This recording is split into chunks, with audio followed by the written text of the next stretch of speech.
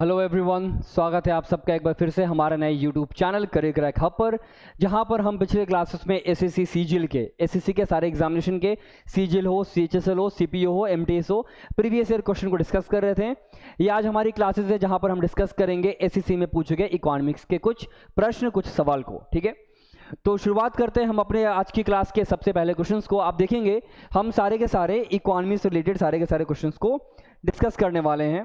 देखिएगा, हमारा जो सबसे पहला क्वेश्चन है, पूछा गया है कि विश्व का कौन सा देश है जिसने सबसे पहले अपने देश के अंदर जीएसटी लागू करा। सिंपल आप आंसर याद करोगे, कनाडा।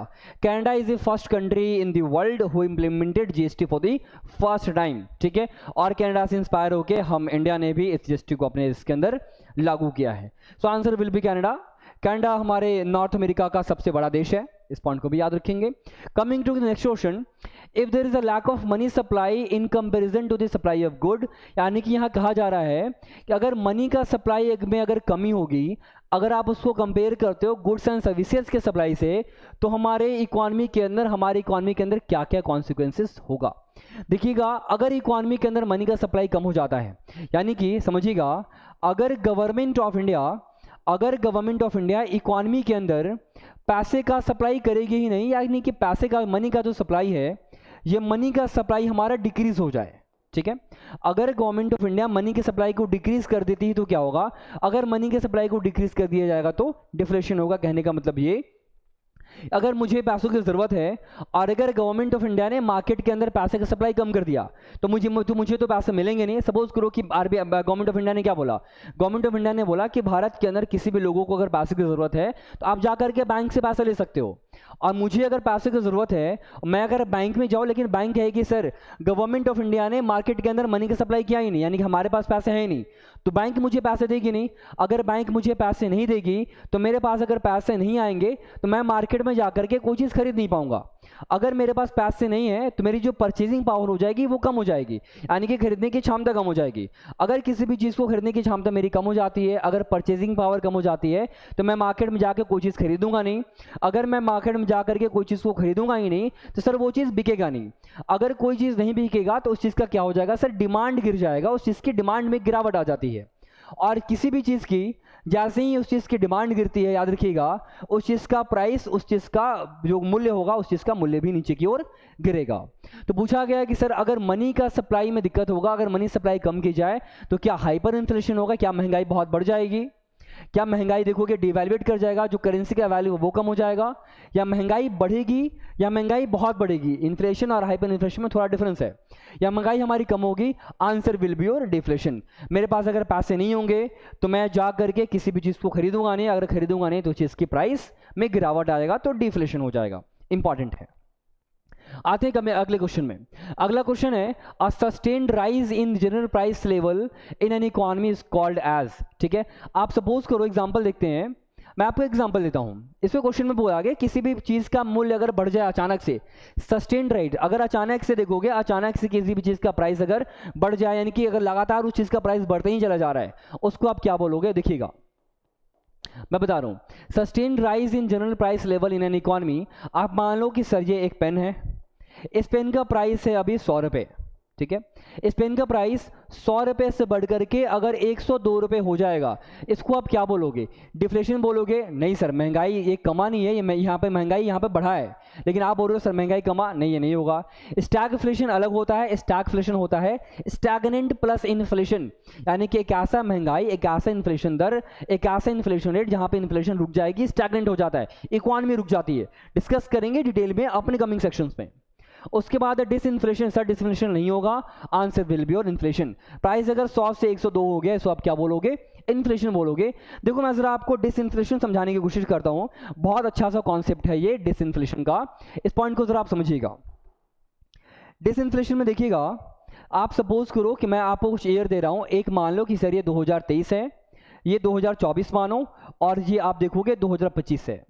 मान लो कि 2023 में एक पेन का प्राइस था 100 रुपये, 2024 में सेम पेन का जो प्राइस है ये बढ़ करके 100 रुपये से कितना हो गया सर, 100 रुपये से 110 रुपये हो गया।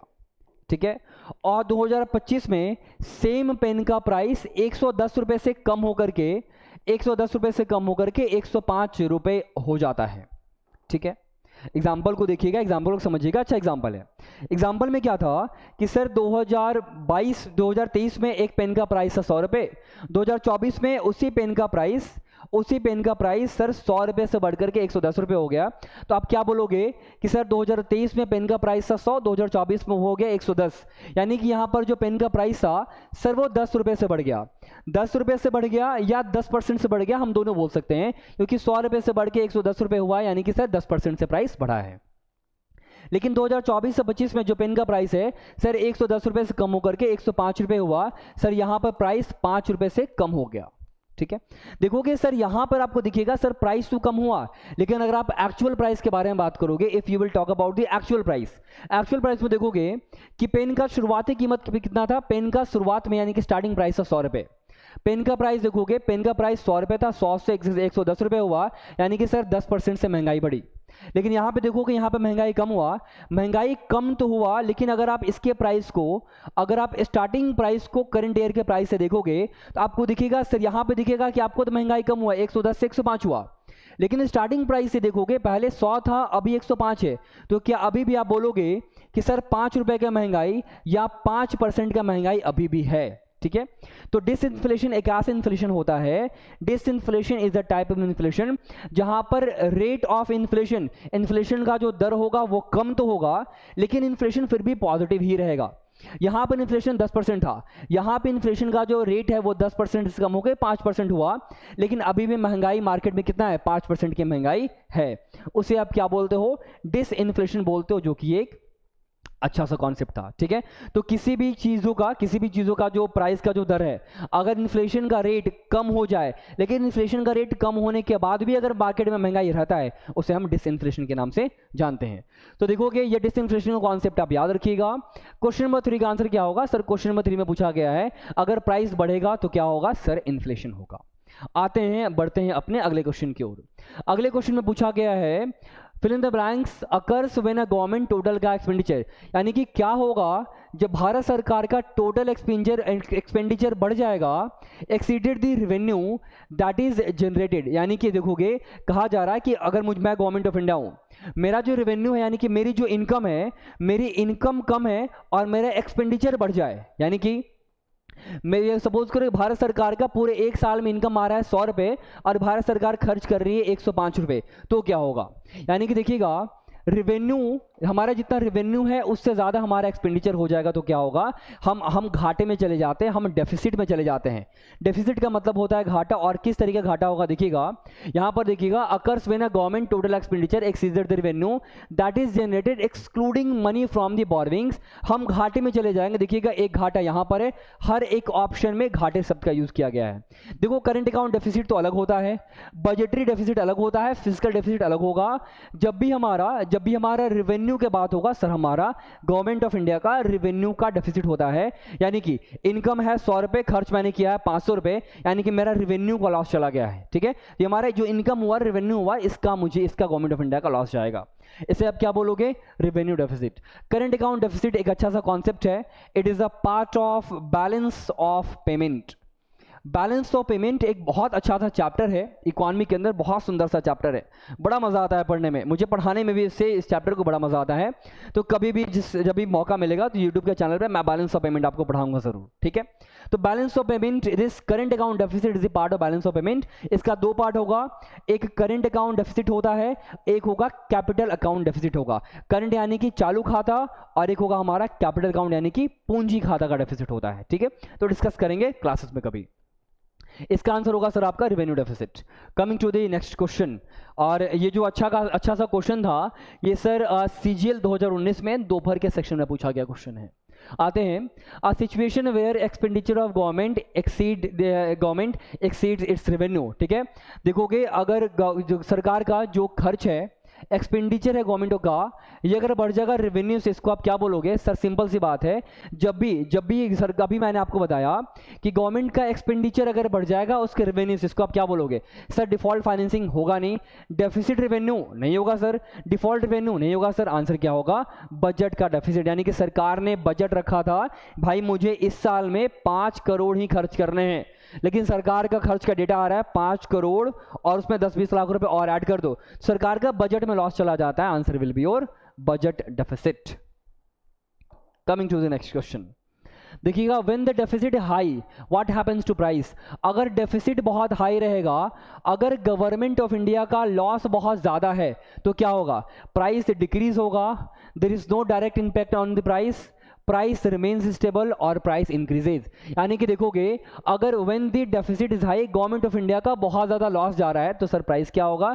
अगर लॉस जा रहा है, सपोज करो गवर्नमेंट ऑफ इंडिया का बहुत ज़्यादा लॉस जा रहा है, लेकिन सरकार के पास पैसे नहीं है, अगर पैसे नहीं है तो गवर्नमेंट ऑफ इंडिया मार्केट के अंदर पैसे का सप्लाई करेगी या नहीं करेगी, सर मार्केट के अंदर पैसे का सप्लाई नहीं करेगी। अगर पैसे का सप्लाई नहीं करेगी तो क्या परचेजिंग पावर, आम इंसान का परचेजिंग पावर डाउन होगा, आम इंसान का परचेजिंग पावर डाउन होगा, और जैसे ही परचेजिंग पावर डाउन होगा वैसे ही मूल्य का जो भी चीज़ें हैं उसकी डिमांड डाउन हो जाएगी, और जैसे ही सर डिमांड डाउन होगा क्या होगा, प्राइस डाउन होगा, तो डेफिसिट हाइट होगा तो प्राइस डिक्रीज होगा। 19 का क्वेश्चन है, सीजीएल का क्वेश्चन है। Coming to the next question everyone, what is the economic impact of increase in productivity of firms. यानी कि देखो कि बोला गया है भारत के अंदर अगर प्रोडक्शन बढ़ेगा, बोला गया है कि सर भारत के अंदर अगर प्रोडक्शन बढ़ेगा तो क्या होगा। आप एक शब्द को जानते हो जीडीपी, जीडीपी जानते हो सर, जीडीपी क्या होता है, जीडीपी होता है ग्रॉस डोमेस्टिक प्रोडक्ट। मैं आपको जरा अच्छे तरीके से समझाऊं तो देखोगे एक रफ डायग्राम आपके लिए, ये अगर हमारा इंडिया है, मैं जरा एक रफ डायग्राम से आपको समझाने की कोशिश करता हूं। देखिएगा आप मान लो कि सर ये अगर हमारा इंडिया है, ठीक है, जीडीपी होता क्या है पहले मैं आपको समझाता हूं जीडीपी क्या है। तो भारत के टेरिटरी के अंदर यानी कि इंडिया के टेरिटरी के अंदर जो भी गुड्स, भारत के टेरिटरी के अंदर जो भी गुड्स एंड सर्विस प्रोड्यूस किया जाता है पूरे एक साल में, यानी कि पूरे एक साल में पूरे भारत के टेरिटरी के अंदर जो भी गुड्स या जो भी सर्विस प्रोड्यूस किया जाता है, उन सारे गुड्स और उन सारे सर्विस को प्रोड्यूस करने में भारत सरकार का जो लागत लगता है, इसी लागत को आप क्या बोलते हो, इसी लागत को हम लोग बोलते हैं जीडीपी यानी कि gross domestic product.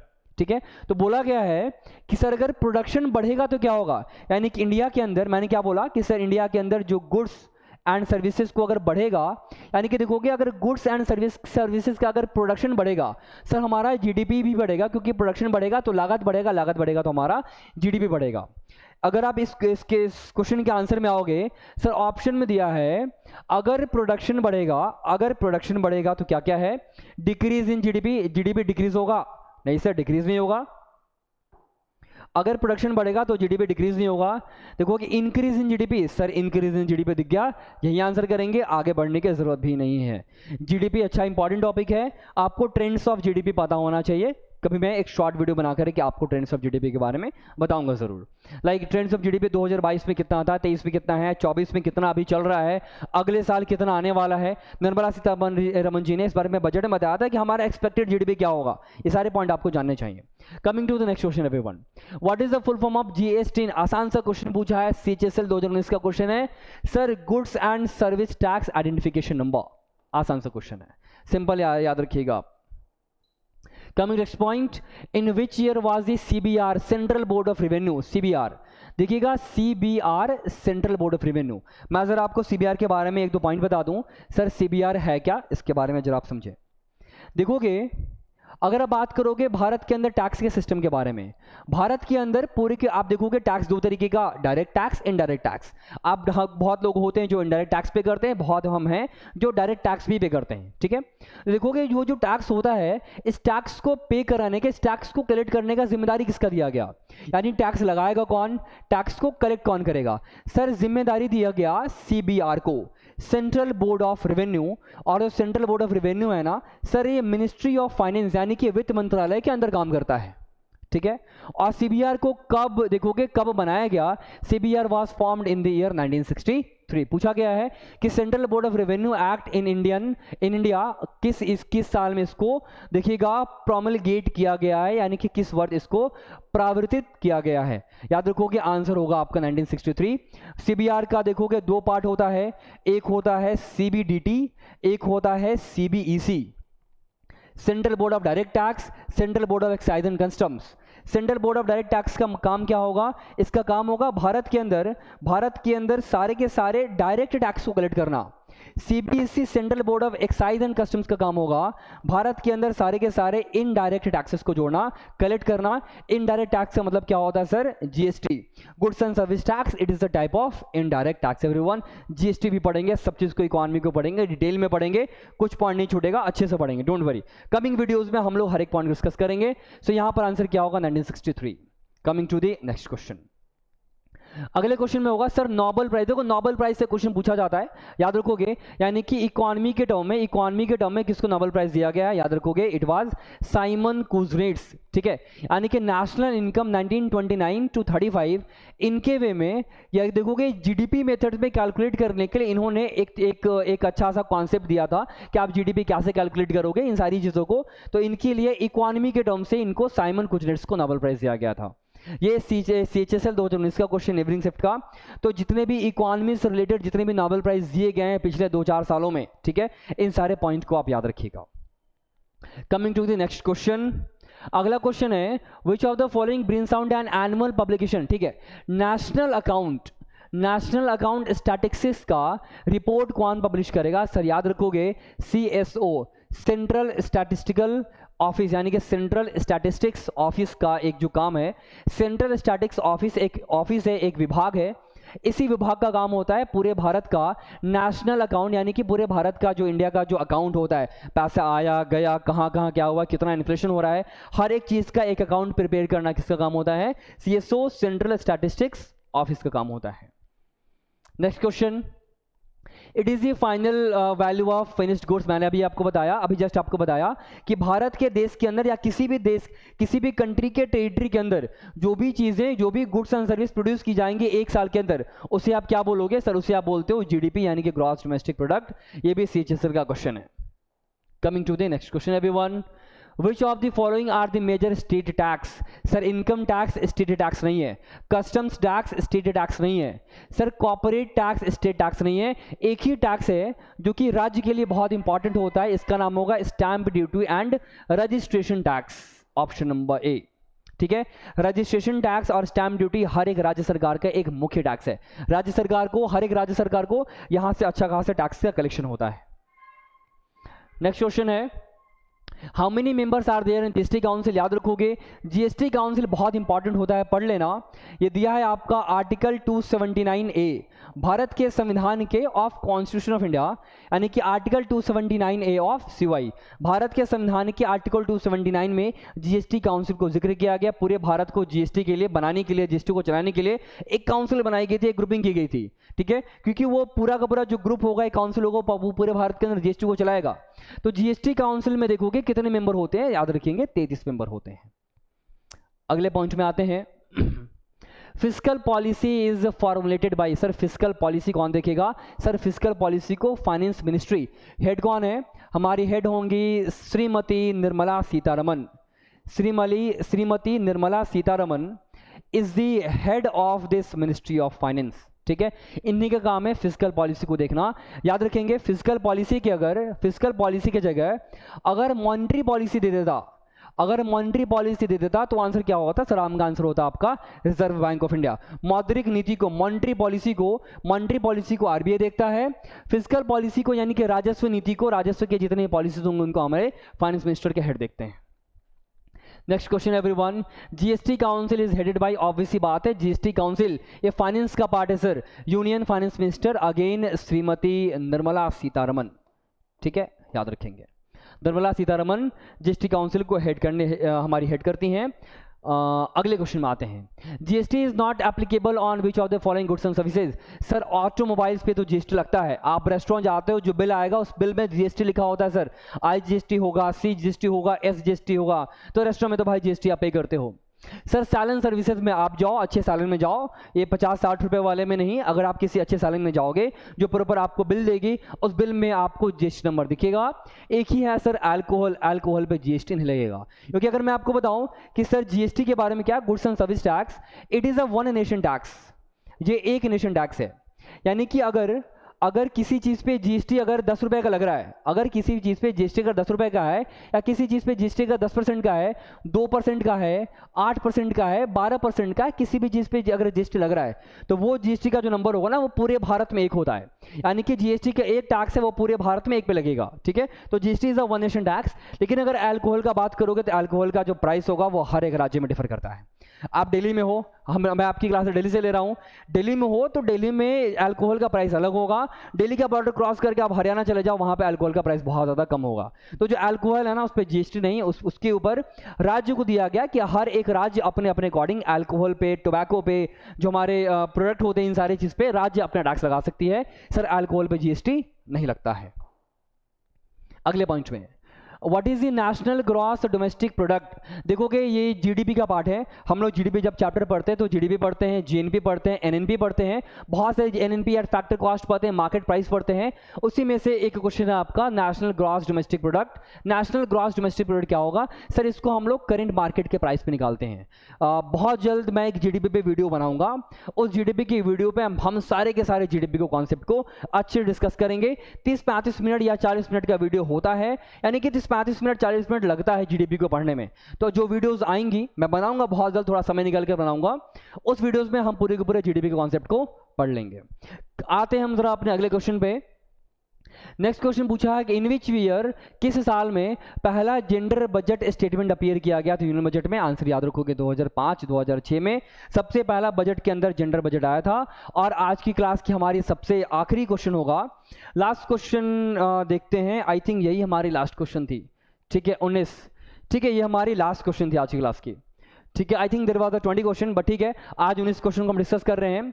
I think ये सेशन आपको काफ़ी ज़्यादा हेल्पफुल लगा होगा, और ऐसे ही अगले वीडियोस में आकर के मैं सारे के सारे इकोनॉमिक के प्रीवियस ईयर क्वेश्चन को डिस्कस करूंगा। So thank you for the class everyone. जल्द मिलते हैं हम अपने अगले वीडियोस को लेकर के। अगले वीडियोस में इकोनॉमी के और भी बेहतरीन कॉन्सेप्ट्स को और भी बेहतरीन क्वेश्चन को डिस्कस करेंगे। Thank you for the class everyone. Thank you.